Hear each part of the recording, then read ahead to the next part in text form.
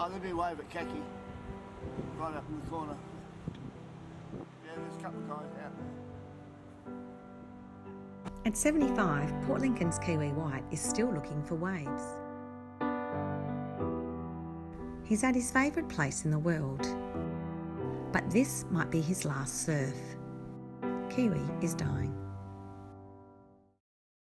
In 1959, he fell in love with surfing and has spent the next 60 years travelling, riding waves and making friends all over the world.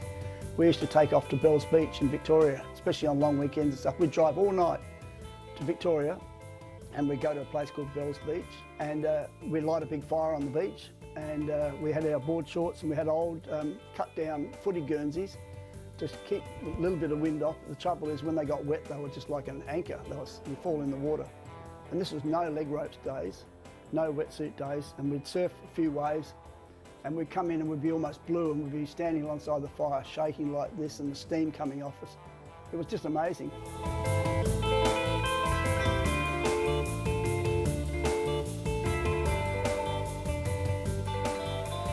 But the ride is almost over. While earning some cash on a surf trip to WA, he got a job packing asbestos. We were getting 10 shillings or $1 to fill up a big a wool bag. The asbestos would come in and we would rake it down and then we'd pick it up in our bare hands. No mask, no goggles, no protective gear at all. We had board shorts, t-shirt, pair of thongs, and we would push this and stuff this in there. And we never thought anything about it, but I had a feeling that this wasn't really doing us any good, and both of us lasted 10 days. Kiwi was 20 years old. He again encountered asbestos later in life doing a renovation on the family home. And it stayed dormant in my lungs for 55 years until last Easter. I've been to 34 years in the aeroplanes, had 3 engine failures, near collisions, sucked up in thunderstorms, landing at Nullarbor and having blowouts and hitting wombats. All these things I've survived, and of cars that people I've travelled with and hitchhiking, had some terrifying, scary drivers.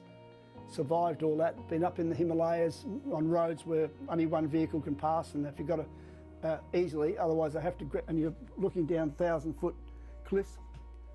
And what's happened is that I survived all those and mesothelioma is trying to kill me. He wants some of his ashes spread in the surf.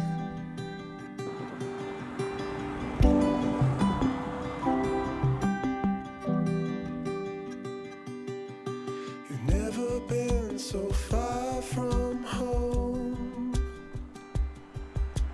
Left the garden over. After I started work, I saved up for my first ever longboard, which was a JB balsa board 9.6. And it was £27, 10 shillings and sixpence, which is equivalent to about $54 now. And it took me about 3 months to save up the money to get it.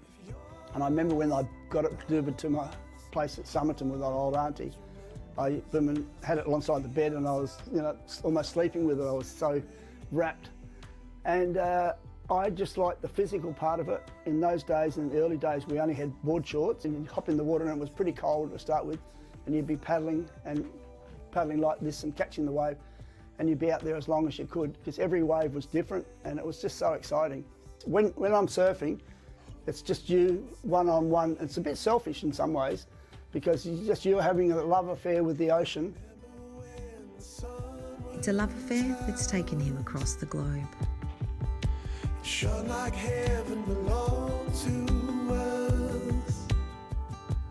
Surfing and being intrigued about other people's cultures and their country and their physical beauty with the mountains or the rivers or the streams or something like that. I just wanted to go to these different places. If you're lost, I'm lost. My heart always remembers us. It fills up fast with rain. When you're gone. Kiwi's leaving a legacy at Cactus, not just his love of surfing, but equipment that might save someone's life.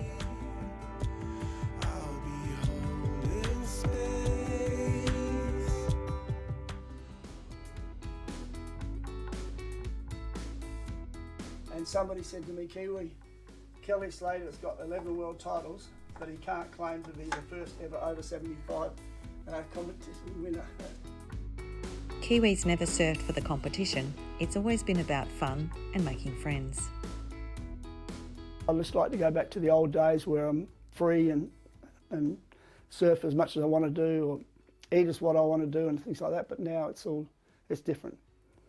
And I could get emotional over it, but I'll try not to be. I get a lot of people telling me that you're going to come back as a seagull or you're going to come back as a dolphin or anything. But if I did, that happened, I'd like to come back as a dolphin because I can go surfing. And they have a ball.